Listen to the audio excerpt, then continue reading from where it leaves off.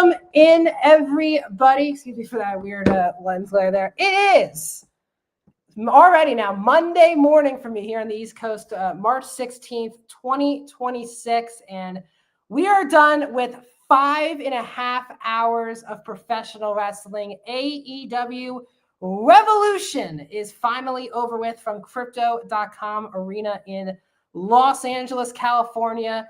Sold out show for AEW at the Crypto.com Arena, over 12,000 people, the home of the Lakers and the Kings. So really big show. And we have 13 or 12 matches to talk about. What a jam-packed night of wrestling. My name is Max Dinnerberg. This is Blackhawk. Welcome to your AEW Revolution post-show, only here on bodyslam.net. Blackhawk, that was a night of pro wrestling. It was probably the best event of the year. I know we talked about the New Japan event being the best event of the year on Friday, but this, in my opinion, blew it out of the water. This was probably one of AEW's best events that they've had ever. Definitely in the top 10, if not top 5. It was a special night of pro wrestling. They had a lot of good variety. They had some lucha wrestling. They had some bloody matches. They had some tag trio matches. A lot of title changes on the show. A lot of these matches I had a hard time picking at Blackhawk on Friday in our Tour of Japan show. What just insane night of pro wrestling. Again, are the shows too long? Yes, I would love not to be here at 12:40 in the morning.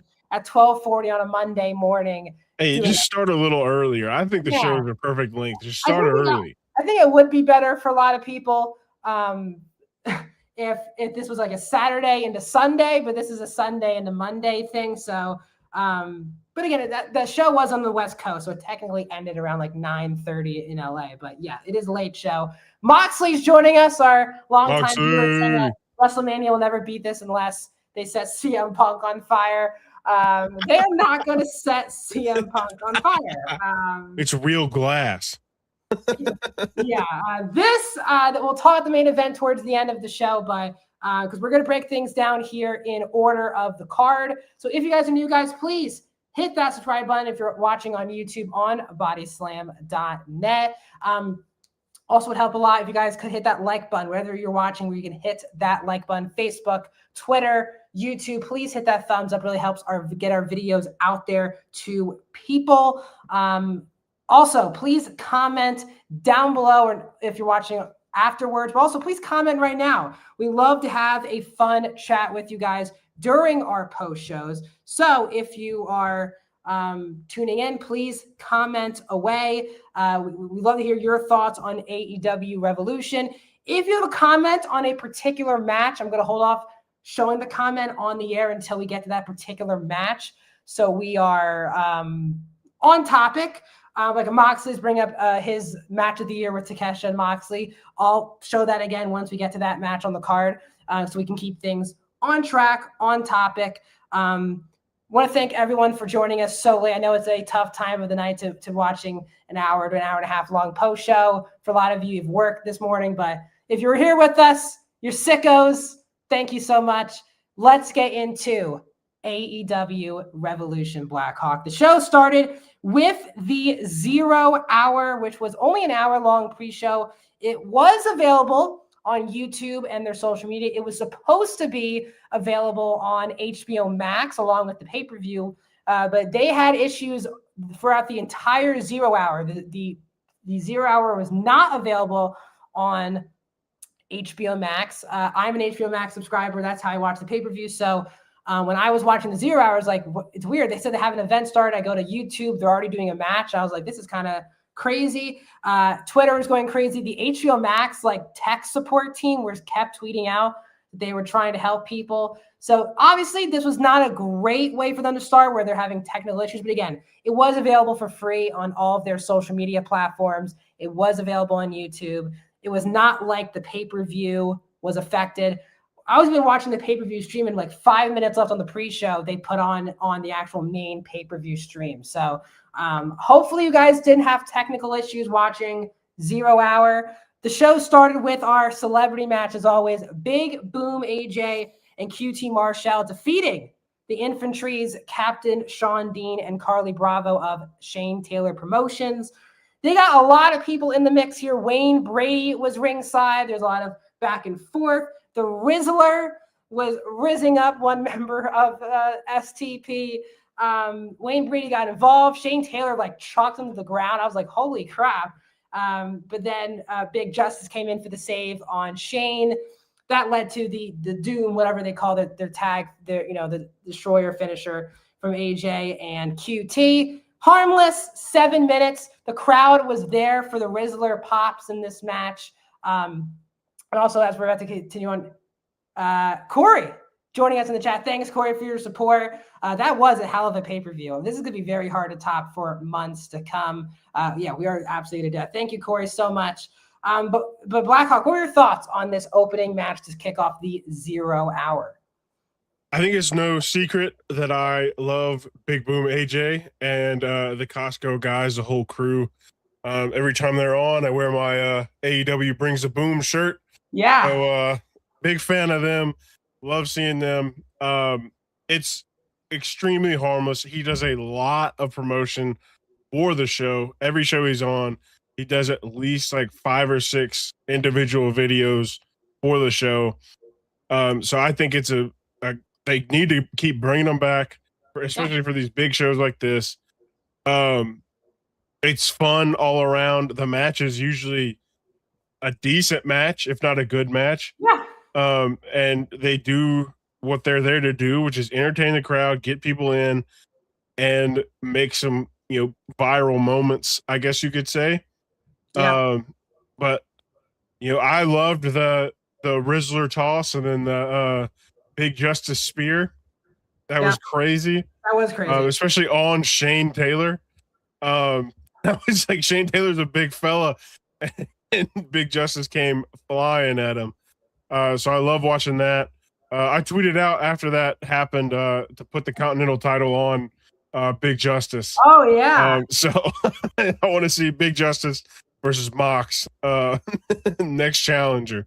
But yeah, this is incredibly fun. Good match. Great way to just get the ball rolling.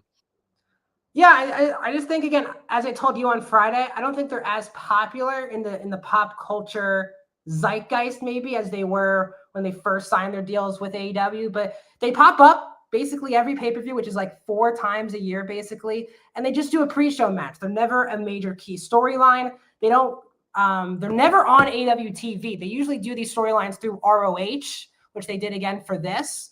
So because again, the Infantry and STP are ROH people. So I think it's harmless. They're on ROH.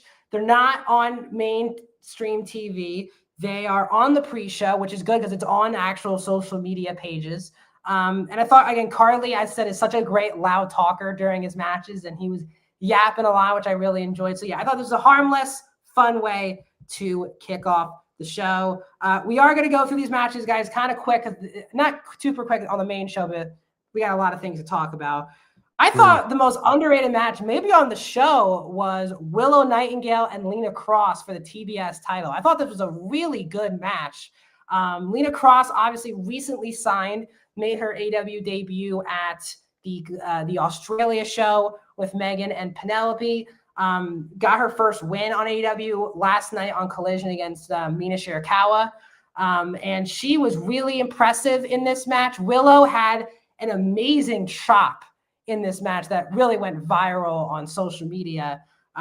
We knew that Willow was going to win. We knew that her winning and wrestling an 11-minute TBS title match was going to lead to not so good things for that tag title match on the main show. But they gave Willow and Lena a lot of time for a 1-hour pre-show, and they had like RJ City and Renee talk. It was really all matches for an hour straight, and they gave Willow and Lena a proper TBS title match, I thought, for a pre-show, and I thought it was really, really good. Blackhawk, what were your thoughts on this TBS title match? They had a full card for the main card. If you want to sneak in, a lower card title, this is exactly how you do it, and they did it really well. Because it doesn't diminish the title in a way that makes it, it's a pre-show title. They gave it the time that it needed, showcased both talents really well. Really good match. And you don't leave thinking anything less of the TBS title or either women in the match. Yeah, I agree. And I think, again, Lena Kross is someone you obviously want to seem like a big deal. She's about to win a championship on the main show. So I thought it was really good. Willow, the whole story here, which was simple, which was she's a 2 champion, double belt. And when you have those belts, you can't just get away with going to pay-per-views wrestling one match. You know what I mean? And I thought they did a good job where it wasn't like she was challenged for both belts. She said, I want to challenge Lena, and then I want to defend the titles on the main show. It was kind of a Willow decision.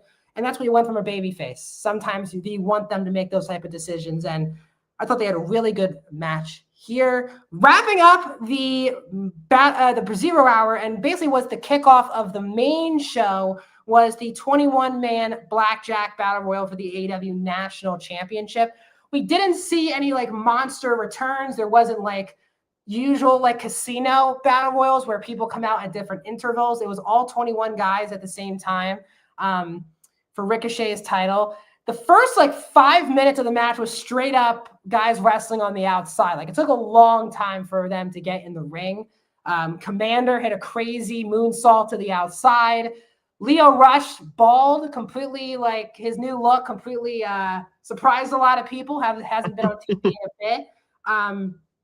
But we had O'Clone in there as well. We had a lot of the Don Callis family. We had Anthony Bowens, who's trying to be recruited by Hook and Shibata of the Ops.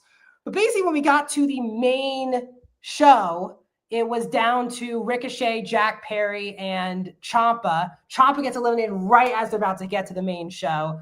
And then the final two is obviously the one story going on here for this belt, Ricochet versus Jungle Jack Perry. And Jack Perry gets the win in his hometown. This made an awful lot of sense. I thought they'd keep it on Ricochet, who's already defended the belt on an ROH pay-per-view and a New Japan pay-per-view. But now that'll be up to Jack Perry. I thought it was a cool spot. Also, we saw the return of Luchasaurus. He drove Jungle Jack Perry into the building, which was always good to see. It feels like since Jack's been back, a lot of momentum's kind of been halted. He was kind of aligned with the Bucks. Then they kind of moved on from that. Then he was back with Jurassic Express, and Luchasaurus gets hurt again.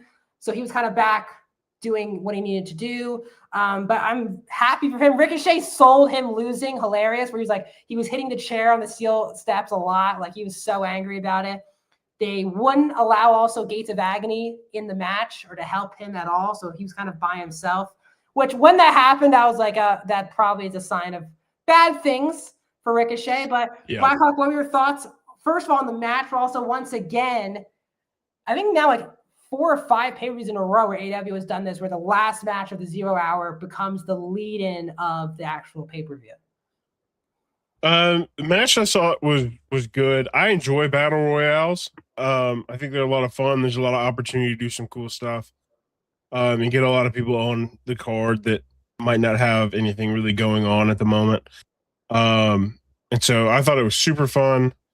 The bleeding in, I don't mind as much. I saw some people talking about it again today, and they weren't a fan of it. I don't mind it as much because it's not bleeding like 17 minutes into the pay-per-view. It's only bleeding like 5 minutes max. You're getting like the finish, which is fine, but it does suck for people who decided not to pay for the pay-per-view and are just watching the pre-show. They don't get to see the end of the match live. They have to watch it through social media. That's the point. They want you to pay for it. Exactly. They want you to pay for the pay-per-view, and it's, a tactic to get you to do that. Yeah. So I do understand it on AEW's side for sure. Yeah. But I personally don't mind it. Mostly because I'm gonna watch the pay-per-view after anyways. Yeah. So it doesn't really affect my my watching, because at some point they're just gonna be like, oh wow, now we're live for Revolution. And it's just like, oh, okay, sweet. And then Jack Perry wins, and you're like, okay, now we're getting the show on the road. So I'll say 2 things about this. I'll say the first thing is I thought this went really long for a battle royal. Like it went like over 20 minutes. I thought it was just long, and you can feel them dragging because they just weren't in the ring for the first like 5 to 6 minutes of the match. You're kind of like, why is everyone wrestling on the outside? My thing is with the intro to the pay-per-view is I think it's good if they do it on rare occasions, but they do it now on every pay-per-view. Yeah. But I think it takes away from the mystique of it, because the whole point is you're not knowing if it's going to set up the thing, the pay-per-view, but now it's become an expectation now. Like, it feels like we've been talking about this on these post shows for a while, where they're just, the first time they did it, it was really awesome. And I think everyone loved it because it was so unpredictable. Don't really see that on shows. But now we kind of they're doing this all the time now. I think they should do it once, maybe twice a year on these pay-per-views. I think they should make it more special than just every end of the 0 hour turns into the kickoff. You know what I mean? I think. Yeah. I mean, I was one of my friends who's not a big AEW person was watching the show, and he was kind of thrown off because he wasn't totally watching the 0 hour, and then he's already watching. He's like, why are they watching an end of a pre-show match? So I totally get all perspectives on it. I thought at first it was a really good idea. I do think they're doing it a bit on overload, but like, I think if Double or Nothing, their next pay-per-view, I wouldn't do it for that show, for example. Like, I will take a break. Like, if you want do Double or Nothing, Forbidden Door, don't do it, and then like Full Gear or All In or All Out, come back to it. I'm cool for it, but I think it's a bit much. Let's get to the actual main show. They started off with a shocker. FTR versus the Young Bucks was the opening match on the show. Obviously, my two favorite tag teams of all time. They got me into tag team wrestling when I was growing up, these two teams. So I'm all in for these two wrestling each other once again. Very emotional opening where the Bucks had a video package play before their entrance where all of their kids and their cousins, whatever, did this whole video package on how much they mean to them as parents and how much they're going to beat FTR. And then they come out and all of the kids are in Young Bucks gear doing the entrance. I thought it was a really cool opener. Again, the Bucks are from Rancho Cucamonga. If you guys are not familiar, that's not really that close to LA. It's like 45 miles away. But it is kind of their hometown base for a show like this. FTR comes out. And I just thought, once again, these teams do just have unbelievable chemistry together. There was a lot of it got bloody really quick. Nick Jackson took like a head bump on the announce table. And at first I was like, I don't know if this is like the most believable blood, but it was like, went from like a little bit to like gushing really quick throughout the rest of the match. Yeah. And then Dak started bleeding like a 2 to 3 minutes. I was like, I was not expecting like a bloody, the mat was covered in blood when this match was over. There was a really cool moment where Matt was getting beat up and then his son came out and said, go get him. And he was like, and I thought that was a really cool moment that obviously they'll remember forever. There was a lot of near falls. The BT trigger I thought was over. I was like, I thought that was it. When Dax kicked out, I was like shocked.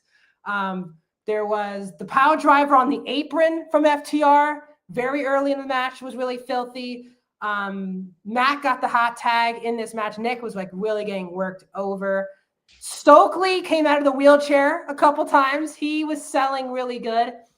And I thought was cool throughout the whole night was the crowd could see the feed in the, that was going out to everyone. And they would show a funny reaction from a wrestler, a funny crowd reaction. The whole crowd would laugh. Like they showed Stokely early on, like react to something and the whole crowd started laughing. I thought that was actually a really cool element to the show. But FTR gets the win, which makes a lot of sense. Before we get to the post-match, Blackhawk, what were your thoughts on FTR and the Young Bucks? I thought it was great. They started out hot, ended hot. Probably one of I feel like the best matches of their, going at it. They've been going at it for many, many years. Yeah. I think this is one of their better ones. I did love the involving the children. I do like Moxley's comment here. FTR should have pile driven all those kids, which is quite hilarious. But especially since the face turn, they become family men or whatever instead of broke executives. Yeah. And so it is kind of a funny turn because those are quite literally the opposites of each other. Yeah. And so it is good to see, and FTR puts on a great show every time they're out there. Bucks put on a great show every time they're out there. So it's a win-win just having them wrestle regardless of what the stipulation or what the situation is. Yeah. they've taken, I think it was like 2 years ago was their last match. I don't think they like doing this like once a year. I think they like making it. And I think after this, they could definitely take a maybe even a longer break of wrestling each other. The crowd was very hot for the Bucks, which was really cool. Again, long-term storytelling was a big thing especially from All In until now. You know, the Bucks were hated EVPs, and here we are. That was in the summer, and now we are in March, in the spring, and they are over baby faces. I was actually I was thinking FTR was going to win going in, but then I was sold a couple times that the Bucks were going to win. They did a really good job with the near falls. A couple near falls did get me in this match. But what's fun was the post match, which the lights go black when FTR win the titles, and Cope and Christian are back. Cope got his big entrance. Christian got the entrance starting, but then he was already in the ring. They beat up FTR. They beat up Stoke, who takes a kill switch from Christian, which I thought was awesome. Stoke is just so good in this role. But the interesting part, we got a stare down between Cope and Christian and the Bucks. So I do think we could even get Cope and Christian maybe beat FTR. I think they will for the tag titles. And then they can also do Cope and Christian versus the Bucks probably down the road. But again, Percy Jackson, I said this on the podcast literally on Friday, just finished filming last week. So we knew Cope was about to be open again. And again, I'm not sure why that had to affect Christian not being on TV for this long of time, but I'm really happy. Their new shirt was really cool as well. But what were your thoughts? I thought this was a fun, huge return, which got the crowd really energized to kick off the show. Yeah, I thought it was a great idea. I thought they would wait a little bit on the return. Yeah. I don't hate the return. I really like it. But I did think we wouldn't get that until like Double or Nothing. But now that they're back, I hope we see them at Double or Nothing against FTR. I'm excited for that. I'm also excited because not that I want us to move on from FTR. There's a lot of tag teams who also deserve a chance with the title that are really hot right now. Yep. And the hottest story right now is FTR and Cope and Christian. Yeah. And so we can kind of get past that and move on to some other guys they're really working hard and really hot in the tag division. Yeah, I am fascinated with the direction of the Bucks because now they're probably going to be out of the tag title picture. What do you do with them? Is it? I still think a good idea is, especially with Hangman not being in the title picture, if they ever want to keep Hangman somewhat babyface, just have Hangman and Bucks do trio stuff in the meantime, because I think Kenny is going to be doing other things, as we'll get to later. But I still think Cope and Christian FTR is a money match. They did it at All Out in Canada. Double or Nothing is Sunday, May 24th at Louis Armstrong Stadium, which I'm not familiar, is the tennis US Open stadium. They did Arthur Ashe a couple times. Now they're doing Louis Armstrong. Really exciting venue. As someone who watches tennis, I love that they keep running these arenas like that. But let's get into the first, I would say, WTF moment on the show, which was Toni Storm defeating Marina Shafir. Made sense. I thought they were giving Marina Shafir the win. They made her look really good in defeat. She took the, what do you call it? The thighs, I guess. I don't know how you explain the move for Toni, what she does in the corner. But she did it like 3 or 4 times. And Marina kept going, let's go. I keep going. Toni, they had Marina also kick out of Storm Zero as well, which I thought was very interesting. Toni gets the win with the small or the heavy package, whatever she calls it. Toni's laying out at the rampway, and the whole crowd's going crazy. I'm like, what the hell is going on? And in the ring is none other than Ronda Rousey, who is in the ring pointing at Toni Storm. We get a confrontation between Rousey and Storm. Shafir knocks out Toni while they were all busy with the security guard. So they're going to do Toni versus Marina again this Wednesday, no holds barred, which makes me think Ronda might get involved again on Wednesday. We'll get to how it sets up the next match, but what were your thoughts on Toni and Marina, and what were your thoughts on Ronda Rousey making her official, I guess, AEW debut? I thought Toni versus Marina was fantastic. As a Death Riders guy, it is nice to see Marina get a good match on like a decent spot on the card. Yep. Against somebody like Toni Storm is awesome as well. And so I thought the match was great. After the match, Ronda Rousey, it's more like, what the hell is she doing here? It just doesn't really make a ton of sense. I guess her and Marina are friends. Yep. But okay. I guess she a Death Rider now, or is she just hanging out with her girl? They were hinting at she was. Yeah. Yeah. And so it just doesn't, to me, it doesn't make a lot of sense. Especially knowing how her WWE run went. There wasn't a lot of bright spots in the WWE run. Yeah. So it is kind of hard for me to be excited about an AEW run because she, one, hasn't been in a wrestling ring, I think, since the WWE. I think she went in once for somebody else. She did do ROH. She Yeah. did a tag match with Marina against Athena and Billy Starks. I think it was 2 or 3 years ago. It was also in LA. Yeah. It was either that or the SummerSlam match of Shayna was her last WWE match. It's been so long for her to be doing this again. She's on to other things. Yeah. Let's let her be on to other things. She got dropped on her head by Billy Starks one time and left the business.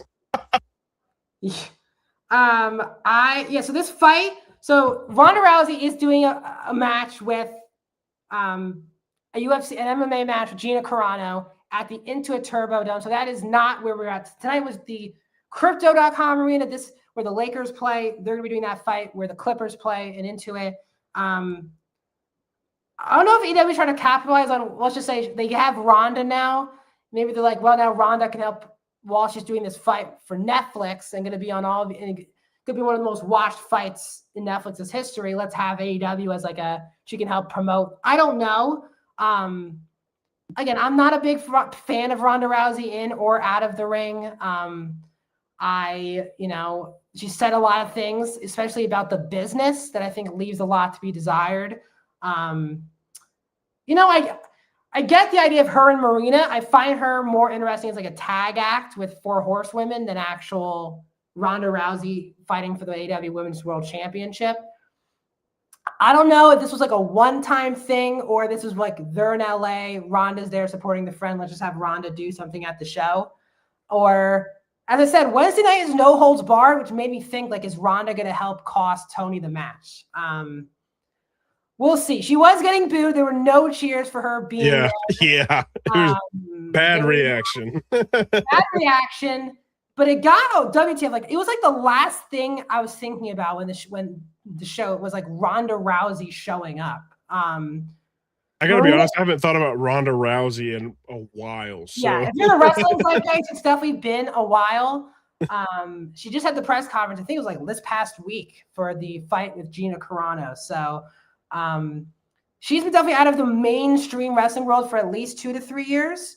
So again, we will see. She did 1 match for Ring of Honor at an LA show before Dynamite with Marina. Harmless was on AEW.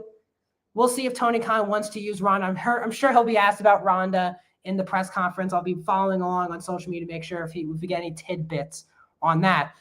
I thought they did a really good job transitioning to the Moxley match because as Marina and Ronda are leaving the ring, you hear the Death Rider music, but then Moxley's music hits and it sets up their walking to the ramp where Moxley's walking out of. Ronda and Marina pump him up. I thought that was actually a really sweet transition into the next. It was so sick. Really cool. Before the main event, this was, I thought, easily the best match on this show was Moxley and Takeshita. I thought it was absolutely fantastic. It was for the Continental Championship. I see your question, Sean. As of now, we haven't heard if Ron is officially all elite. Usually when people like show up out of nowhere, you'll get a quick tweet right away, all elite. We didn't get that from Tony tonight. And Sean, I'm following on social media right now. The press conference is currently going on for Tony Khan. So if he says Ronda Rousey signed or anything, I'll let you guys know here on the stream. But as of now, we don't know. The transition is another reason Kevin Dunn is going to. Yeah, it was a So really good. slick camera transition. It was like a complete one take, which they did a really good job of. But Moxley and Takeshita was hard hitting. They used the fact that, again, Takeshita has a shoot black eye because of his match with Claudio on Collision. I think he took like an uppercut. And Moxley started like biting around the eye. It was like nasty. I was like, what the hell is going on? But it was hard hitting. There was the New Japan. There were a lot of New Japan one kickouts on this show, especially like the first half of the show had a lot of one kickouts. I pop for, I don't know if I'm just such a New Japan fan as a kid, or I pop every time someone kicks out of one from like a clothesline. They did like 6 suplexes in a row, no selling into a double clothesline. Like it felt like such a Japanese wrestling match all over it. I thoroughly loved it. I going in honestly thought it was 50-50. I thought they could easily go to Takeshita because there was no interference, because I thought if there would be interference, Don Callis could accidentally cost him. But because it was one-on-one, I was like, are they going to have Moxley just beat him straight up? And then I remembered again, Takeshita did beat Moxley in the C2 this year. Moxley's only loss in the C2. Moxley gets the win. He had the Death Rider. He did a top rope Death Rider that Takeshita kicked out of, and then he choked him out. I went 23 minutes. I thought from an in-ring perspective, like, no stipulations, no like extreme stuff. I thought it was probably the best match on this show. Blackhawk, what were your thoughts on Moxley and Takeshita? It was fantastic. Up until that point, it was definitely the best match. I thought that Andrade Bandito was a little better, but that's just personal preference. But this match was amazing. I do pop crazy for the kick out at one. And they did it after that barrage of suplexes and everything that they were doing for Mox to go down and put Takeshita down. Yeah. And then him just kick right back out. Awesome. It jazzed me up. I was ready to go.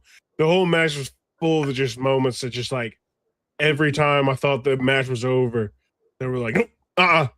We're back. Yep. We're going hard again. And so it was such a great match. We'll definitely be watching this one multiple times throughout my life. So AEW's had I think 3 to 4 matches already that you could say is match of the year level matches. Like I think Fletcher's 2 matches he had the match with Ciampa and the match with Speedball on Wednesday. I thought you could say easily were match of the years. I think Moxley and Takeshita could also go down as that. It was just such a phenomenal match. Since losing the title, the world title at All In, Moxley has been the most consistent guy in ring for them. He has bangers every single week on Dynamite and Collision and now on the pay-per-views. I was also not ready for Moxley to lose the title. Maybe I am now because I am wearing a shirt of someone who came back at the end of this match. But I do want to say Takeshita and Moxley are so good. You can just tell Takeshita very soon will be the guy for AEW. Yes. The guy. The way New Japan made Okada the guy very early on in Okada's run, I can really see, when we get the eventual Okada versus Fletcher as Takeshita match, I really think Takeshita's going to go over in that match, and he will be seen as the top guy out of those 3. And again, Fletcher and him are 1A, 1B, depending on the month, depending on the year, are going to be the guy for AEW. You really can feel that. And Moxley, again, has fit his role perfectly. He is phenomenal. Let's get to another exciting return. They did back-to-back, huge returns on this show. And really, the first 3 things on this show had returns, surprises, debuts. I was like, holy crap, this is, tough to sustain. To get this really sick video package of Ospreay coming, being okay. He's a doctor's checking on him. He yells when he comes out of this it was really cool. And I was like, okay, that's cool. And then Ospreay, and they showed Moxley right before the music had go I don't give a shit about it. He was I don't really. It was great. And then Ospreay's music hits, awesome pop. And now as an Ospreay fan, I had 4 heart attacks because he went 1,000 miles an hour in this beat up match. In story, he wasn't technically injured shoot-wise by the Deathfires, but in storyline, in that double steel cage match at Forbidden Door, he was taken out off in story-wise by the Death Riders. So we're setting up now Ospreay, back to the Death Riders. He beats up all of them, does a corkscrew moonsault out of the ring. My heart stopped like 4 times during this sequence. He went like, you would not know he had a serious neck injury that he just came back from. You usually you take it slow. Once he did the one bump, I was like, okay, we're good. Like, let's just move on. And he just kept like running around doing moves. I was like, Jesus. I was nervous. Only will make. Now I know how nervous I'm going to be every time he wrestles, but he went pretty crazy. It's a really good sign how confident he is. The reports were he was not going to change anything about his in-ring work because of this injury. Blackhawk, this was an insane return. He went nuts. Happy to see him back. Been too long. I think he's in shape for a really big 2026. Yeah, 100% agree. He definitely hit up Rey Mysterio to see where he got his stem cells from. Oh yeah. And he is making good use of them. Because he was doing stuff I did not expect to see him on the first night of his return. Yeah. Do. So it was really cool to see him. It's really good for AEW. He's a top draw for the company. Having him back is really good, and especially ahead of Forbidden Door. In New Japan lore, he is doing something with Callum Newman at some point. And so now there's like some sort of ball over there that's going to get started rolling. And so there's going to be a ripple effect because of Ospreay coming back. And I think we'll see effects of that very, very soon. We just had a crazy moment in the press conference. Gabe Kidd started cursing out Tony Khan. Of course, why wouldn't Gabe Kidd do that? On Dynamite, an unsanctioned coffin match. Darby Allin versus Gabe Kidd. Oh. So, I just want to say that because it's breaking right now at the press conference. Gonna be a crazy way on Wednesday. Gabe it's gonna be a good Dynamite. Yeah, because we're already getting two already basically unsanctioned matches on the show already. So, United Empire up. I see you, Moxley. That's true. It's gonna be like that. Ospreay again. If you Blackhawk and I cover New Japan on the Tour of Japan podcast. He is going to do New Japan towards, I think, the back half of this year. Like full commit to New Japan for, I would say, the last, what would you say, like 3 months probably of the year. Well, I do think he's going to be putting over Callum Newman at, I would think, Wrestle Kingdom. I think it's going to be like the ideal story for him. He came back to New Japan at New Year's Dash this year and said that once I'm done with some AEW business, I'll come back to New Japan and we'll get through this United Empire stuff. So yeah, he's United Empire up right now, Moxley. But I think when we get to 2027, Callum Newman's going to let me get my booking sheets. You are Gato. Get your long-term booking.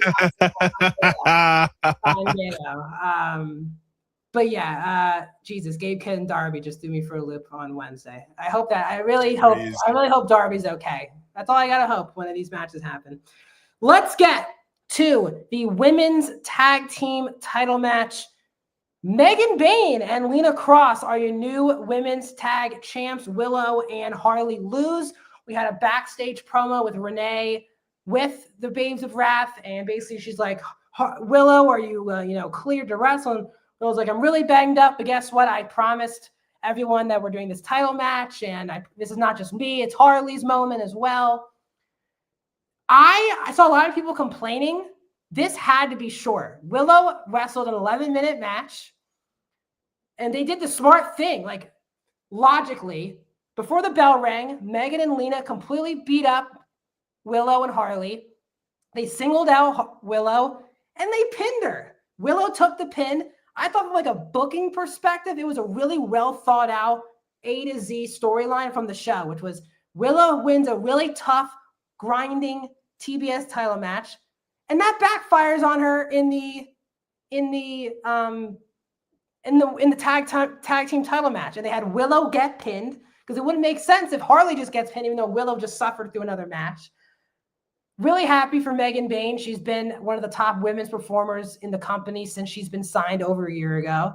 She's been in multiple world title matches, hasn't gone her way.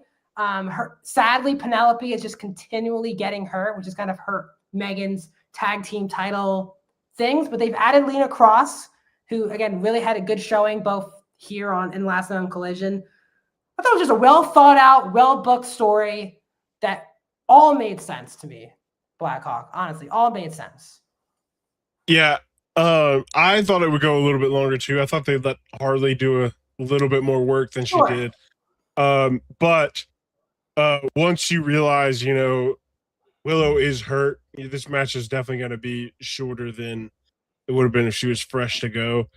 I thought it was a great way to move the tag titles off of them without making either Harley or Willow look weak. Yeah. Agreed. This is a really good match. Megan Bayne definitely deserves some sort of belt in AEW. Her getting the tag belt here is big, being the second ever holder of the tag belt. So very happy for her. Lena just signed and has already got a belt, which is great. Cool for her. Yeah, I think this team, these 4 women you have right here in this match, are something to definitely build the future around. And so this is a big momentous match for the women's division. And I think it's the kickoff for especially 2 careers in Lena Kross and Megan Bayne. I think also the best part about it is now Willow can just focus on the TBS title. Right. This tag title run has really hurt the TBS title. She just hasn't been defending it. She's been defending it once in a while, but there's been no storylines revolving around the title. Mercedes was not on this show, which I'm not surprised. I think they did a lot of surprises, so I thought you didn't want to go too much overly. You do want to do some surprises on Dynamite. But I think this made a lot of sense. I think my one thing is I don't want like Megan to be like, I want the TBS title. I think we need to separate these groups, have a new set of tag teams for Megan. Like if Tony, for example, like loses a feud to Marina, have Tony and Mina, you know, have Tony and Mina Shirakawa fight for the tag titles. You have a lot of really good, solid tag teams in the women's division. Let's move on from these 4 always being together. Give Willow new challengers for the TBS title and give Megan and Lena new challengers for the tag titles. I feel like we've been watching Megan wrestle Willow, especially a lot over the last year. So, but yeah, let's move on to a match I was excited for. I thought did deliver. Swerve and Brody King. Swerve had a really sick entrance, as always. Brody as well. And then we had the F-Ice chant at the beginning of the match, as usual with Brody's matches now. The match was about who was the most dangerous man, and they did a really good job making both guys feel dangerous without having to go no DQ or extreme. Sure, they exposed some turnbuckles, and they exposed the ring, and that slam that Swerve hit on Brody on the exposed, it was a filthy move. Yes. Really filthy. Swerve hit like 3 house calls. Brody kicked out at like 1. I was like, what the hell's going on? Now Brody's kicking out at 1. They did a really good job.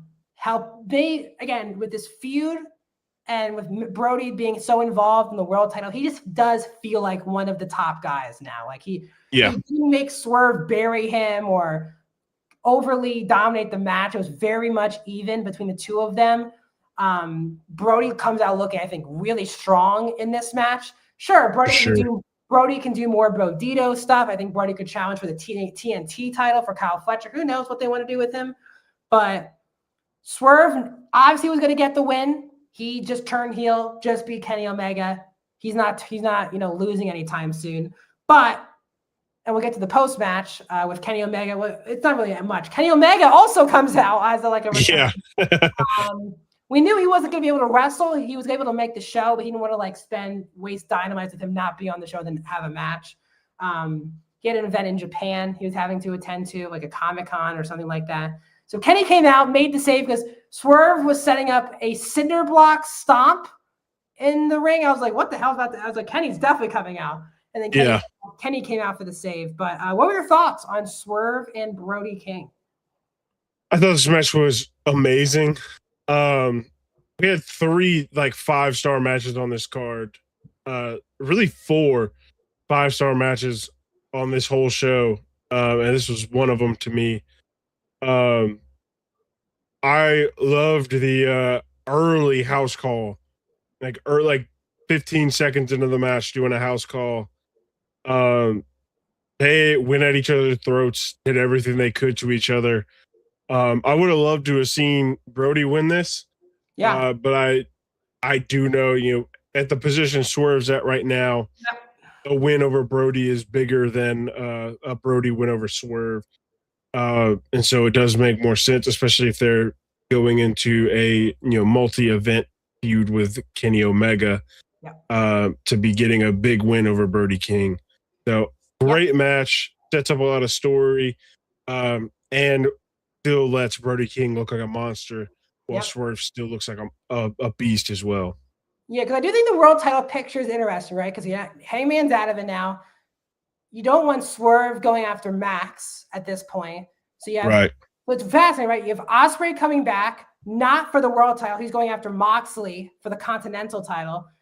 Yep. And now you have Kenny and Swerve in a non-title feud underneath. So it's really fascinating. They have a lot of top guys not in the world title picture. Andrade obviously thinks he should be in the world title picture. I think there's a lot of guys they can throw in that spot with Max. But they have a lot of good underneath non-world title things going on with top guys. And they do have so many young, hungry top guys. I think that's what separates them, I think, from a lot of companies. They don't have to always be in the world title picture. They can do non-title feuds. They can do mid-card title feuds.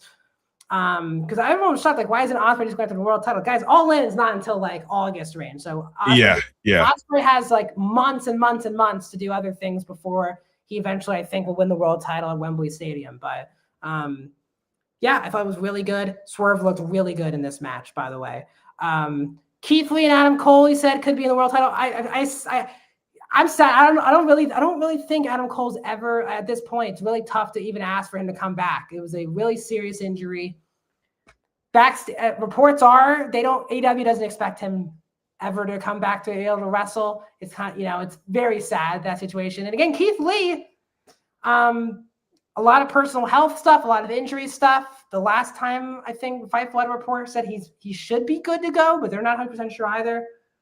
Swerve in Our Glory, we never got like a really good straight up Keith Lee versus Swerve match. I think that was like the one thing missing after they broke up. But trust me, I'm one of the biggest Adam Cole people out there. I was really broken up when that happened. You can go back and watch Black Hawk and I's All In review. But let's get to the AEW Women's World Title match. Thekla retains against Kris Statlander. Best 2 out of 3 falls match. I thought this match was really good. I preferred the match where Thekla won the title out of the 3 matches they've had. This was like the first, and again, this is the problem with AEW. They are such long shows that, again, there are going to be matches that the crowd needs a break and needs like a breather. Or it took a while for them to get completely into this match. Thekla won very early the first fall using the rope. Statlander hit her finish for the second. And then we got like a ref bump where Paul Turner like bounced 3 times before hitting the outside of the ring. And then he had spit on the floor. I was like, this guy is Thekla kicked him. Thekla kicked him like 2 times. And Danielson made the right thing, which was if the ref realizes that he's being kicked, that's a disqualification. I was like, that also makes a lot of sense. Thekla got the belt, setting up what happened last night on Collision. We had Triangle Madness trying to help out. They did. Thekla hit the stomp, the spear, another stomp. Thekla gets the win. This was, again, the absolute right decision. Tekla's red hot right now. I just love Thekla. She talks a lot. She's a lot more confident. She's talking a lot more in the ring. Her personality is just, she oozes so much charisma. And Stat's been in this picture for a really long time now. I still hope, like, if a Willow loses the title, we get like a Stat Willow tag team, or even just we get Stat and Willow for the TBS title. I think there's interesting directions to go for Stat. I don't think she needs to be in this world title picture for a bit, but Thekla gets the win. I thought it was a solid match. I didn't think it was one of the best matches on the show. I thought they've already done a better match together. That's what's tough when you're doing 3 matches kind of in a row against each other. You're going to have ones that are better than others. But what were your thoughts on Thekla? Thekla. Thekla. That's the new tag team. Thekla. What were your thoughts on Thekla and Stat?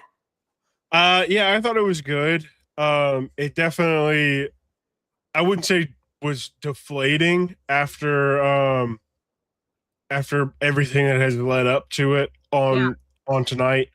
But it definitely wasn't as exciting.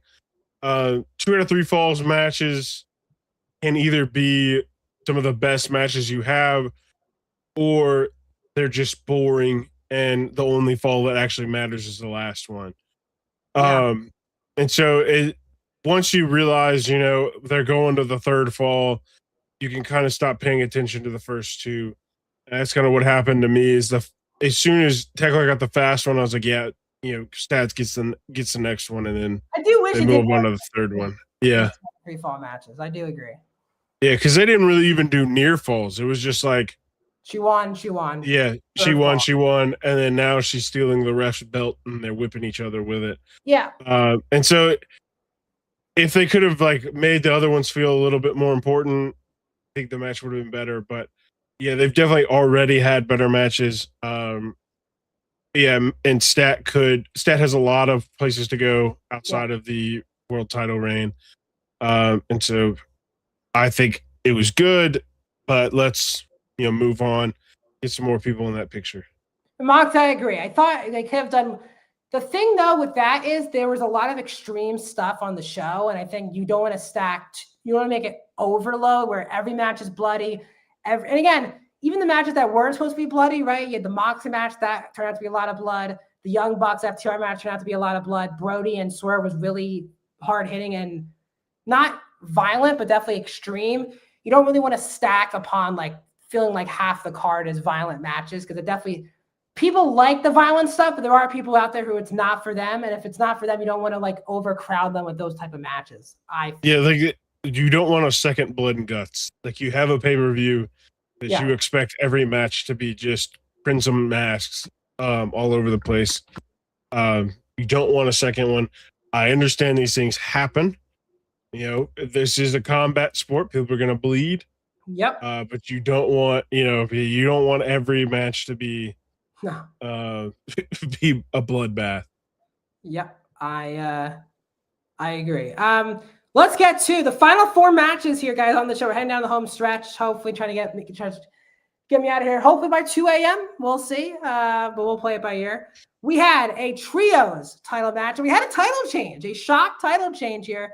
Místico and Jet Speed defeat the Don Callis family, and after the match, it was revealed that Místico is all elite. He joins Hechicero and Persephone, who have dual contracts with both CMLL and AEW. Again, you're in Los Angeles. Really good to have lucha people on these shows. Místico, obviously the most famous luchador other than Rey Mysterio in the world of professional wrestling. He and Jets, this was such a good match.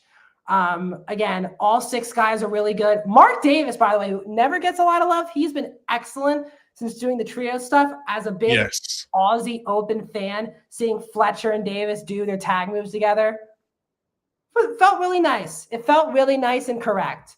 Because it's amazing. 3 years ago, they were you never thought Fletcher would be a top singles guy. And here we are, and Fletcher's become one of the top guys in the world of pro wrestling. Yeah, Andrade has a dual contract with, I think, all 3 companies, if I'm not mistaken. Yeah, a trio contract, I think. Yeah, with New Japan, CML, and AEW. Yep. But this match was really good, high flying. There was a part I definitely thought Fletcher was going to get the win in this match. Shockingly, the finish was awesome. They had Místico and this he had this ankle lock on Okada, and then away from them, in front of them, was Davis, and then Knight hit the UFO splash, but he looked like he jumped over everyone to do it. And Kevin Knight gets the pin. There was a cool stare down also in the match with Okada and Místico as well. Okada, again, trained in Mexico. That was his excursion before becoming a full-time New Japan guy, so he's really good at the luchadors. Really good trios title match. I'm happy they're off the Don Callis family because, again, Fletcher and Okada also are singles champions. I hate that everyone is a champion, also needs another belt. Like, let's just focus on our own thing here. Yeah. So I'm happy because it gets Jet Speed and Místico a proper trios run, and it lets Okada and Fletcher focus on other things. But what were your thoughts on this trio? I was shocked that they won the match. Yeah, like Friday we talked about it. Yeah. And I said that I didn't think they were dropping it from the Don Callis family because Místico was in the match. And he obviously wasn't signed to the company at that time. And so I assumed, you know, we're going to get a really, really good match out of everybody. And then Don Callis family is just going to walk away with it. But pleasantly surprised, you know, by the win and then by the graphic that says Místico is all elite. And so I'm pretty excited about that. I think these dual and triple contracts are really, really good for business. Yep. Especially allowing some of these, you know, world stars to float between top companies. Yes. And not be on, you know, borrowed time. They're actually like working there is awesome. I thought the Jet Speed Místico matching gear was very sick, as well as the Don Callis family jackets. I was in on that too. The Okada varsity jacket. Yes, the varsity jacket was so sick. Yes. So I really, really had a fun time watching this match. The match was really good. Everything about it was really fun. The shock with Místico was awesome. And we got new trios champions who I think will do a fantastic job holding trios belts. Místico is now a, you know, double trios champion, which is pretty sick. So yeah, good for him. I think the future is bright in the trios division, especially with maybe getting the Don Callis family out. They're huge. They could definitely use people other than Fletcher and Okada and still make a trios run. Yeah. RPG Vice and Mark Davis. You can exactly. Yeah. In there. They have a lot of people. Exactly. Yeah. So I think getting at least Okada and Fletcher out of there is a good idea. Yep. Moxley. Místico celebrated like he won the world title. Yes, dude. Yes, bro. I thought he was crying. I think he did because it was the official. He was all elite. I still think people in the States don't realize how he is one of the most famous wrestlers in the world, Místico. Like, he is overly popular in Mexico. I think a lot of people just AAA has become a lot more popular with its WWE integration, it being on YouTube for free. And CMLL obviously is a lot harder to get for domestic viewers, but CMLL draws a lot bigger. They're doing a lot better with their television. He is a massive draw. Him alone, if he's in the main event, sells out Arena Mexico. He is a big deal. AEW's used him really correctly. His MJF feud was phenomenal last year. Yes. AEW and CMLL. So I'm excited because also him and Jet Speed are great. Glorious Pete saying, Místico, love wrestling the dual contracts. It is also just nice having these dual contracts. People can work here and here and here. I know it's more of a problem with like the New Japan fans who don't like other people who have seen like foreigners or not true New Japan guys going back and forth. We've talked about with Takeshita all the time. That's why they didn't want Takeshita winning the G1. Exactly. Yeah. Like basically a part-time New Japan guy winning the title. Prograp saying, can I get 5 big boobs and Blackhawk? Because he's a big. All right, here we go. Let's do it, Blackhawk. Boom, boom, boom, boom, boom. There you go. Need those Proto Okada jackets on AEW shop. They better. Awesome, Those were clean. I will buy one of those. Those were clean. Cool. Also welcome in from Twitch as well. Saying got work in the morning. We'll probably watch for a bit, dude. It's 1:37 in the morning. I really appreciate us having this amount of viewers here. Is pretty amazing at this time of the night. So thank you guys. I'm Prograp saying wow and breathing boom. There you go. 5 big booms from Blackhawk. That's right. Let's move on to what you thought was your favorite match in ring without the extreme stuff on the show. Andrade El Idolo defeating Bandito. I still think they should have done this as like a Ring of Honor title match and just done a title change. But I think they don't want to do that because I think they think Andrade, which is cool. They think he is a top guy. Like they want him in the world title picture. So if he's winning a Ring of Honor title, that kind of makes him not in the AEW world title sphere. Match went long, went 21 minutes. But I really enjoyed it. The Bandito ripping off the pants to some shit. And Andrade is like, what the hell are you doing? That's like my gimmick. And then that was really fun. He flirted with two girls on the different sides of the ring in this match. Took off the pants. He really does drag that out, which I think is good. Yeah. But boy, has Andrade been on an unbelievable run since his this current run, which basically started at Wrestle Kingdom this year on to now. His work in all three companies has been really excellent. He is clearly a top guy that multiple companies, again, he was just wrestling for the New Japan Global title against Tsuji, who again is the top guy for New Japan. He wrestles in CML all the time. He beat Swerve and Kenny Omega already this year. And here he is beating Bandito, who many people like me believed was the best wrestler in 2025. So he's just beating and beat Gabe Kidd as well in New Japan, beating top people in multiple different companies. Really happy for him getting this win. I thought the match was good. That finish was incredible where he hits that DDT and then he goes to the top rope and hits that DM swinging net breaker off the top rope. It was clean. And I did have Andrade kick out of the 21 plex. They really do protect that move. And I was shocked. When he hit it, I was like, really? Bandito's going to win? But he didn't. Andrade, the finish in this match was incredible. Blackhawk, what are your thoughts on Andrade versus Bandito? I think we've talked about it enough on True Japan, my fandom of Andrade. So already going in, I was a fan of this match. I would have probably given it a minimum 3 stars if they just looked at each other.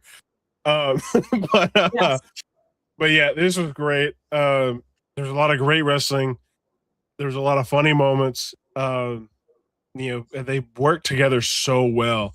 The start of the match where they were just going, toe to toe, grab for grab, hold for hold, was so fun to watch.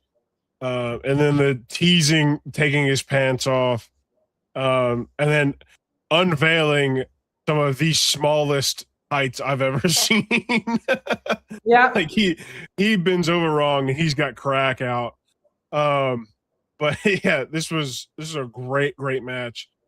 I look forward to Andrade's future, and seeing what AEW and New Japan and CML have in store for him. I believe we'll see him probably wrestle Tsuji again. His match with Tsuji in Jersey was fantastic. And I'm assuming we'll see him wrestle Místico now either on AEW or CMLL. Yes. So I think 2026 will be a fantastic year for Andrade. Yeah. We're really just getting started with already some incredible matches. Yep. Just going to go to some comments. A lot of people on Twitch. Thanks everyone who's joining us on both Blackhawk's Twitch as well as Body Slam's Twitch as well. We have Pete saying Revolution is one of the best shows of all time. I don't want to say that right now. It's the night of. I got to sleep on it. Months from now, let's see if Revolution. But I think this year, it's definitely the number one for a main US-based show. Definitely the best pay-per-view of the year so far. Mock is like, I hope it's not for the belt. It means they do it again. Yes, I don't think they are, though, anytime soon. I think Andrade's in the AEW world title picture. I don't think they want Andrade being the guy for Ring of Honor right now. They might even do Brodito again before they run this back as well. Revolution might be the best movie this year. It's only their first of the year. Cool. So I think it's not a far and weird comment to say that. Cool. So I dreamt of the syringe show. Yeah, we'll get to that in the main event. I'll save this comment, cool, for the main event segment. Yes, Ospreay's back. It was a really put a smile on my face having him back. High on life on AEW, I'm all elite. Everyone's pumped. It's great. Everyone's really happy about the show. Thank you as well, William, liking this on Facebook. Really, really appreciate it, guys. If you're watching on any service where you can hit that like button, really helps a lot. We're heading down the home stretch here. Final 2 matches of the night. We have Darby Allin, Orange Cassidy, and Roderick Strong defeating the Dogs, David Finlay, Gabe Kidd, and Clark Connors. Tornado Trios match. I thought the in-ring was solid. I hate having the Dogs lose. Like, they're losing to not a real team, first of all. They just became a trio together. They're already losing their first trios match. I disagree completely with the booking of the match. In-ring was good. There was an unbelievable spear from Clark Connors on Darby, where Darby was like chilling on the apron, and Clark murdered him, speared him off the barricade onto the floor. I was like, oh my God. Like, I was like not expecting that. Obviously, Gabe and Darby were basically linked to each other throughout this match. Darby was locked in like a, what do you call it? A chain or something, or what do you call it? When you get arrested, oh my God. Oh, handcuffs. Handcuffs, sorry. He was handcuffed to the corner, and the whole crowd was like, can someone help Darby? Like, they keep saying that. They helped him. Orange Cassidy, they cut it off loose. Then we had the end of the match was Gabe and Darby went like near the entrance ramp. Darby jumps on a skateboard onto Gabe's like neck. Like, I got very scared. Like, it was more neck than it was like back. But Gabe got also handcuffed. So it became a 3-on-2, and they just had OC pin Clark. I completely disagree with the booking of the match. Like, they are clearly, the Dogs are a trio. They had a new entrance, new music, no New Japan music at all. It was all new music, new entrance look for them as well. I was like watching, I was like, really? Like, Darby, OC, and Roddy are not a team. And plus, Roddy, I thought, was in the match just to get the honestly, no offense to him, I love Roddy, to take the pin. Like, what was going to hurt Roddy? You want to make the Dogs look strong. Plus, you gave the trios titles to a babyface team early in the show. I was thinking to myself the whole time, I was like, oh, wow, the Dogs versus Místico and Jet Speed. Like, let's do that for the trios title. They're doing Gabe and Darby, no holds barred, the coffin match on Wednesday. I don't think Gabe's winning that match either. Like, I don't know what they're doing at the Dogs. I'm already nervous. They got a couple tag wins out of the gate, but it's their first trios match. They lose it. I did have a problem with the booking. I thought the match was good. Didn't get a lot of time. It was also the point of the show where everyone's like, let's just get to the main event already. This definitely felt like a match that could have been on a Dynamite and been okay not being on this show. I know they wanted to get the Dogs on the pay-per-view, but felt very much like a Dynamite match more than like, let's just do this at the pay-per-view. But Blackhawk, what were your thoughts on the Dogs losing to Darby, OC, and Roddy? Yeah, I agree. The in-ring was great. There's a lot of good spots with them. I like the spot where they, chained Gabe Kidd up towards the entrance ramp. Yeah. And as they're leaving, he's just yelling that he's going to kill them all. Yes. That was a great visual. But yeah, I really thought the Dogs are going to walk out of here with this win. Yeah. The conglomeration, as much as I love them, they don't really need the win because they're not really doing anything as the conglomeration right now. It's just kind of in the group. Yeah, they're just kind of existing as a unit. And so I thought an official team should get the win. But I guess, we don't know the future, so they might be setting up for something bigger and grander down the line. We've already got, the Gabe Kidd and Darby Allin casket match. I'm really kind of tossed on who's going to win that one. But I think that'll kind of tell us where AEW thinks they're going to lead the Dogs into the future. And again, I don't mind if they're like, let's have Darby win the match and maybe Darby's in the world title picture. Also fine. Yeah. The Dogs can do trios, which also works. But if they're going to do trios, I thought they should have won. Like, I'd have had Dogs win tonight and have Darby beat Gabe on Wednesday. Now if you're beating Gabe again, I was like, I don't know. A lot of people in the chat agree with us. Cool say, I agree the Dogs needed a win. Most unnecessary win on the pay-per-view. I did. It was really weird. I was like, what? Don't win. We run. Wish the Dogs won. but loved the match. Happy you liked the match. I thought the match was good. Darby was honestly the MVP of the match. He took all the cool spots. Right as he got unchained, he literally just jumped off the top rope and did a 3-way coffin drop. That was pretty cool. They've been murdering Darby in all these videos, and not letting him win is crazy. I know Darby he does win a lot of these matches, by the way. He beat Gabe at was it Full Gear? I think it was. He beat Gabe at the pay-per-view. Yeah. Or World's End. I think it was World's End. I think. Yeah. So he wins these matches. Again, you just signed the Dogs. They're a real trio. OC and Darby are a cool tag team, but like they're not in the same group. And you have Roddy, who kind of came out of nowhere. He like turned heel on OC, and then like 2 weeks later was like back cool with them. Then like, so this is a weird booking thing again. This felt out of all the matches on the show, probably on the main show, didn't need to be on this. Probably could have done this on a Dynamite and been. But again, I know you want to get the Dogs. You want to get Darby and OC on the actual main card, but. Also, the problem is you've done this match like 3 times already in the last 3 weeks. They've done this match a lot, so you kind of feel like, what else can we do? But let's get guys into the match. Everyone, I'm sure, wants to talk about this unbelievably violent main event where MJF retains the world title against Hangman Adam Page. Hangman Adam Page is now never allowed to challenge for the AEW world title again. This is not a stipulation where he can challenge it when Max loses it. He can never challenge for the world title. Let's go through, I guess, the spots. Max, I thought, got mutilated in this match. And I know Hangman took the syringe spot, but Max took the glass spot. He took the staple gun spot. He took the skewer spot. It was filthy, this match. It was violent with a capital V. They were, and you don't really see Max do matches like this. He did a kind of an extreme match at All In against Mark Briscoe, but this was way more extreme than that match. And I agree. I want to get into why this is one of my favorite main events they've done. It was obviously great. The in-ring work was really strong.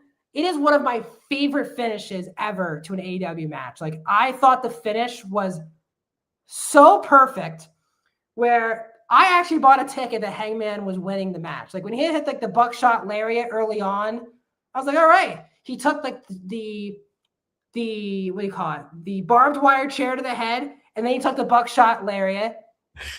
Max, by the way, I see you're saying I'm not doing this indie BS. He was selling so great. He yelled the F-bomb whenever he was about to get taken with the move. When Hangman was like, took him with the dog collar, and Max is like, not again. I can't do this again. He's trying to run out of the ring with the dog collar. He did a really good job selling the extreme stuff. That syringe shot was so filthy because Max shows that there's actual water, whatever it is, in the syringe, and he puts it through the syringe and still squirt. It was gross. And I thought the funny part was, as I said earlier, they showed crowd reactions, and the crowd would laugh because they would see them on screen, like crying. People were crying in the crowd over how violent this match was. The finish for me was everything. It was a masterpiece of a finish. You think Max is going to lose like a lot in this match. They did a good job buying you a ticket. Hangman, of course, is not going to lose. He's got to win this title. And they have the dog collar, and they do the exact finish from All In when Hangman beat Moxley. But this time, Hangman's like, I can't tap out. My title shot passes out, count to 10. It was a complete full circle for Hangman. He saves AEW in July and August with this title reign, getting it off of Moxley, and now he can never challenge the title with the same exact move. I thought it was like a masterpiece of storytelling that I was not expecting to see in this match. It's so violent, but the best part was the beautiful story that was told in the final 30 seconds of this match, which completely tells a full arc of Hangman in this world title picture. There was blood on the camera as well for the finish. It was like, honestly, a chef's kiss of a finish to one of the best main events I think they've ever done. Blackhawk, what were your thoughts on MJF and Hangman Adam Page? Yeah, and like you were talking about with the he lost the way that he won with Mox. He didn't have to put the dog collar on. He did not. He chose to do this. Yes. And it led to his ultimate downfall, which I think will be playing into what they move on with Hangman with, because he's been very vocal about, his mental instabilities and, struggling with that. I think that'll add another layer of, mental problems and depression and all kinds of things, and make him still feel like a real person and a real character who loves to fight. And so I thought this was a fantastic match. I'm not usually a death match guy, but usually the Texas Death AEW matches I have been a fan of. I'm just not a fan of the excessive light tube matches. Two in a row. I was shocked to get two in a row. Two in a row, I thought was a great idea, but then you get on the indies and they've got like 700 light tubes just tied around the place. I was like, at that point, but this one was really, really good. They really pushed each other's buttons, pushed each other's boundaries. You could tell they both were very uncomfortable in a lot of spots, what you want to see out of a death match. So I thought this was fantastic. It tells a great story, as well as, moves Hangman completely out of the top title picture, leaves that spot wide open for anybody to take it. So I can't wait to see what AEW pushes up next, because I think this might be the best version of MJF we have ever gotten. Yeah. I think he is on top of it right now. And anybody he goes up against, they're going to have a really, really good match. They're going to have a really good program leading up to it. And so I can't wait to see what AEW decides, the next steps after this are. I do hope, though, they don't do another Texas Death Match for a little while. Even on commentary, they were like, we need to stop these. Brian did say it. We take a break. They don't do these as much as people think, but they've made it a very much a Hangman exclusive match also as well. This was amazing. The bloody camera and MJF standing over him. Oh, yeah. It was just a masterpiece of camera work and storytelling. They had a lot of good finishes on the show in general. Max, his 2 title reigns are completely different, and I think that's what's exciting about it. His first reign, which was the longest reign in the history of the company, was about him never wrestling. He was like, I'm above this. He's like, I'm going to wrestle when I need to wrestle. I'm not just going to wrestle in a regular Dynamite or a Collision. He's been wrestling a lot in this second title reign. He really continues to prove why he's one of the best in-ring performers in the world. Everyone knows he's a great talker and he's got all this charisma. Still, people to this day still lose track of how good he is as a professional wrestler. And he's one of probably the top 5 guys in the business working today. He's so unbelievable at all facets of pro wrestling. Today was his birthday, turning, I believe it was 30 years old, officially. The guy's 30 years old. Like he said in his interview with TMZ, he has 15, 20 years plus left to go in pro wrestling. Like he is just on the tip of not even in his prime yet. Just amazing. Couple notes also as we're closing things out on this presser. Our own, just want to shout out someone on our post show, Amber Nicole, who is covering AEW Revolution for us in LA for Body Slam, asked Tony Khan a question tonight. Amber for doing that and thanking her for her coverage of AEW. She's doing a lot of photography. She has also a lot of video from the press conferences on her social media. Plus, she got asked Tony Khan a question. That is really cool. Just want to thank Amber as well. Tony was specifically asked about Ronda Rousey and said that Ronda is always welcome in AEW. So clearly this is not, she signed AEW. Seemingly it seems like it's just we're in LA, if she's available, she can show up type of situation. So I think that will help a lot of people out there not get too roped into the Ronda Rousey. We'll see. Wednesday, she could be beating up Tony Storm and the All Elite graphic. pops up. Let's go through some final comments with you guys as well. Thanks so much, guys, for this amazing comment section we have tonight. Let's see. I think, no exaggeration, I thought it was the main event with the best matches in history. I think it's definitely one of, it's tough. The death match of Swerve is so synonymous. I think it's such a tough one to top. Like, even one of my friends who likes pro wrestling, he got into AEW because of Swerve and Hangman's match. Like, that was a match that, it is a turning point for the company. That feud, that match, I think it's kind of an all-time death match. This comes really close, though, I will say. It did come really close. Hangman falling face first in the living room to ruin his career and die with cinema. That was funny, too, where he brings out like a window. I was like, what the hell? Then Max breaks it, acting like that was such a cool thing. With he got dragged through the glass. Like, I could not believe what was going on. The blood on the camera was perfection. It really was cool. It was chef's kiss of a perfect, accidental, really cool camera. Because I don't think that he fell on the camera person. That's why it was blood. It was Hangman's blood, I believe. And when he fell out of the ring, his blood landed on the camera. Total accident that it worked out as good as it did. And AEW posted the picture right on their social media of the last shot of the show. Just awesome. And Mox says, I hope this is the reason we get heel Hangman back. I honestly expected him to maybe even be off TV for a bit. Like, I wouldn't be shocked if he takes like a 2 to 3 month breather. And because, again, you don't want to do Hangman and Swerve. That's something when you have to bring that back, really go full force. I know a lot of people thought Swerve was going to cost Hangman the match. I'm really happy they didn't do like a shenanigan way to have Hangman lose with this stipulation. If Hangman's going to lose, Hangman's got to lose. He can't lose because Swerve cost him the title, I'm fascinated with the world title picture because a lot of the top baby faces are going for other titles. We've already done Brody King. We've already done Bandito, right? So I'm fascinated where they go with the world because, again, as I said earlier, Omega is going with Swerve. Ospreay is doing stuff with Moxley. You have Cope and Christian going for the tag titles.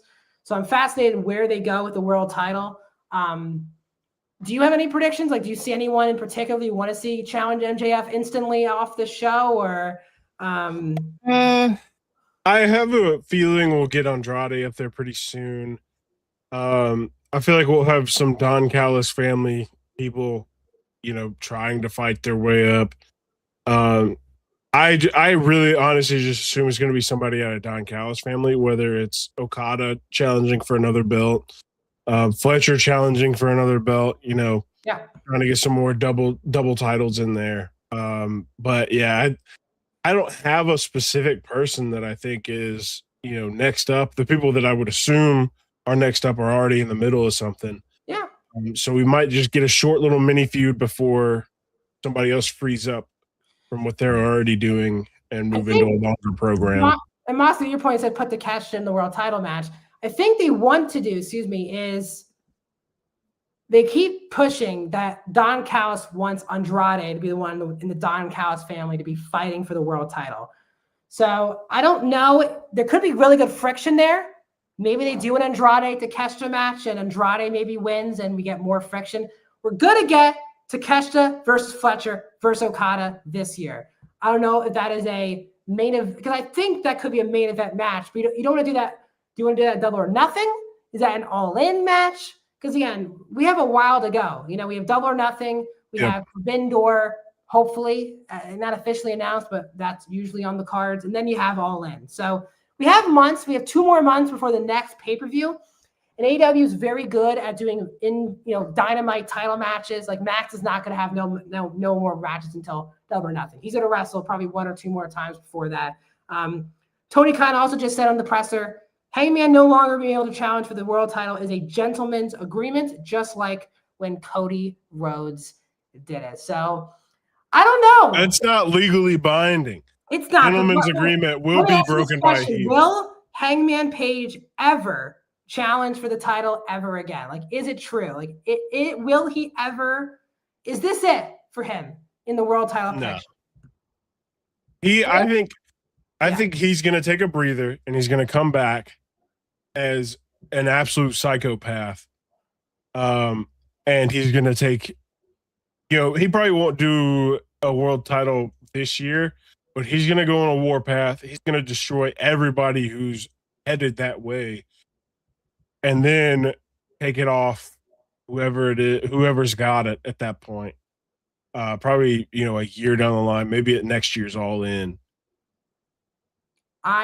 It's a fascinating conundrum. I think it needs to be at least 2 years, maybe, before he gets another shot. They had a hard time booking Cody after he lost this stipulation match, right? He just really struggled.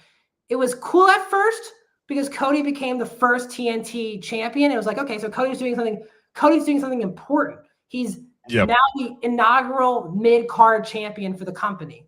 But then once it was like Cody and Darby, the back and forth of that feud ended, Cody was really lost in the shuffle in AEW.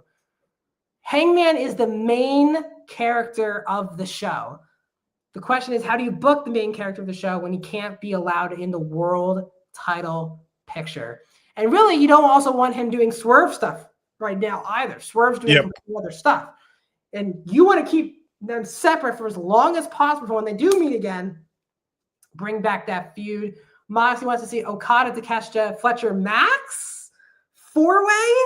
They just did a 4-way at World's End because it was Hangman, it was Joe, it was Max.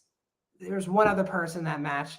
I'll look it up as I'm saying this. Yeah, because I can't think of it either.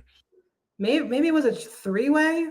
Let me look it up because I now I'm like stressing it. It was Swerve. Swerve was also in that match. Match. Yep.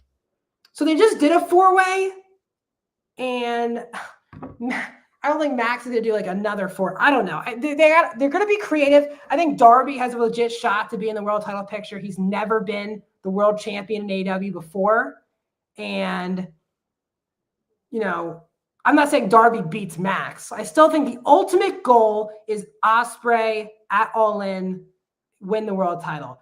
I still don't know if I want to do Max and Ospreay again because they just did that 2 years ago at Wembley Stadium where Ospreay beat Max for the title, not for the world title, but for a title. It would kind of feel like deja vu. Maybe you can get me excited for Ospreay MJF again. I think Ospreay should beat someone else for the world title. Maybe Ospreay wins it before. Maybe Ospreay wins it before Wembley and just defends it at Wembley. Swerve, he's in a tough spot. I don't see this version of Swerve facing MJF. For the world. I see this version of Swerve being like Ospreay's first big match after the title, after becoming champion. They've only done Swerve and Ospreay once. That was at Forbidden Door 2024. So it's been 2 years since they've done Ospreay and Swerve. So I think they could do that. I hope he comes back religiously insane and holds the TNT title hostage. He could do that. There are 1 billion championships. Yes. Yeah. He's got Continental, International, or whatever they call it. Yeah. Too many. Yeah.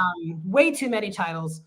I think if he wants to go babyface, he can do trios with the Elite. If he wants to do tag team, him and Kenny can always be a tag team. If Kenny and him are not in the title, they can always do these stuff with the Elite. Or he can be depressed or unhinged heel after this loss. It is a company-changing decision how they book Hangman moving forward. Because again, it changed the whole company, how they book Cody, led to Cody leaving the company. Yep. Obviously, I don't see Hangman. He's such an OG AEW person. I don't know this. I don't know why. We'll see. I'm very fascinated in the future of Hangman Adam Page. It is a big turning point. I knew Max was going to win. I thought that was the clear direction. Now, first of all, is Hangman going to be on Dynamite on Wednesday? Is a great question. And where do you go from here? I love coming from pay-per-views, excited about what's next, because that's the point of it. Yeah. You watch a great show, and you want to know, I like fantasy booking the block. We try to point, where are these people going next? And it's very exciting. They booked a really good show tonight. You can definitely tell. Outside of All In, I guess for this year, this is their biggest pay-per-view of the year, is their LA at Crypto. Yep. It's the biggest stateside arena they'll be in all year long. Selling it out too, because this is a bigger crowd than they had last year, Revolution.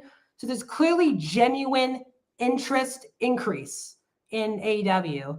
And I thought they really capitalized because I think based on the social media I've been seeing and this chat alone, don't see many people critiquing the show. Yes, it's way too long of a show.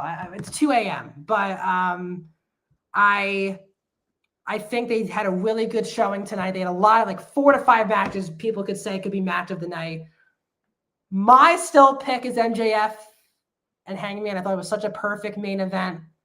Takeshita and Moxley, Andrade Bandito are like my 3 big matches. Probably the 4th could be like the trios title match. FTR Bucks, crazy matches on this show.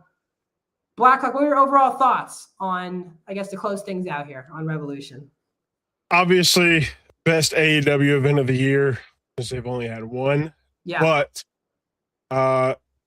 it leaves the rest of the year hard to top. Yeah. What they've already started off with. So I'm really looking forward to seeing how they capitalize on this momentum and how they try their best to top it. Because you usually don't want to start your year with the best show that you're going to have all year. But they might have accidentally done that. So I'm really excited to see how the rest of the year plans out for AEW. Yep, I'm very excited for Wednesday again. Unsanctioned match, Marina Shafir, Tony Storm. Coffin match, Darby Allin and Gabe Kidd. That is just on this Wednesday's Dynamite. We have so many shows. We're back to basically having post shows for every major pro wrestling show. Yep. On BodySlam.net every single day in the week. That includes Raw, SmackDown, NXT, Dynamite, Collision, TNA. All have post shows here on BodySlam.net. Also, Blackhawk and myself have a podcast every week called Tour of Japan. We break down New Japan, Stardom, Marigold, and now my brain is right. It's 2 a.m. and I'm forgetting and Noah as well. My brain, I've been watching wrestling since 7 o'clock at night and it is 2 a.m. still talking pro wrestling. Yeah. But again, this is what we love to do. We also have post shows for every single WWE and AEW pay-per-view. So coming up in April, because this ends us our pay-per-view runs in March. Last week, me and Corey did the post show for NXT Vengeance Day. Next month, we have Stand and Deliver in early April. And then mid-April, we got WrestleMania Night 1 and Night 2. As I already said, pay-per-view in May 24th, Sunday night. Blackhawk and I should be back for AEW Double or Nothing. Tons of stuff on the channel. I also do highs and lows every single day in the week of Raw, SmackDown, NXT, Collision, and Dynamite, breaking down in a 1-minute video. So please follow BodySlam.net on our social media platforms, Twitch, Twitter, YouTube. Really means a lot to us. We're trying to grow as quickly as we can. Also, we'll put this banner to close things off as well. Please subscribe to BodySlam's Patreon channel. Corey and a bunch of other insiders in the world of pro wrestling break exclusive news. They leave the rundowns for every show. So if you want to know what's coming up, what's next, please tune into BodySlam. They've been breaking so much breaking news, guys. If you want to help support everyone who's working for BodySlam, please subscribe to BodySlam's Patreon. Blackhawk, where can people find you on socials? You find me everywhere at Blackhawk Walker, other than Instagram, which is the Blackhawk Walker. I do the clips for shows just like this on our social media pages. So you'll probably see some of those out tomorrow. Be on the lookout, give them a like, leave a comment, share them with your friends, family, do whatever you got to do. But yeah, just like he said, subscribe to the Patreon, really helps us out. Subscribe to the YouTube channel, Twitch channel, all of those really helps us, out in the world, get more engagement and be able to make more wrestling content for everyone to enjoy. Yeah, I think we want 2026 to be a big year. Our lead insider, Corey Hayes, who supported us earlier, we really want to push out a lot of content, a lot of videos for you guys. And we really appreciate all of the support. Moxley, as always, plugging himself in our comments. We'll see what we can do this week. Hopefully we'll do a podcast with Blackhawk. If not, next week as well. But Tour of Japan, please subscribe. Thanks for joining us for over an hour and a half. We had so much fun talk about pro wrestling. Thanks for joining us, and have a lovely week here in mid-March. See you guys soon. Oh, thank you. Oh, thank you. Oh, thank you. Oh,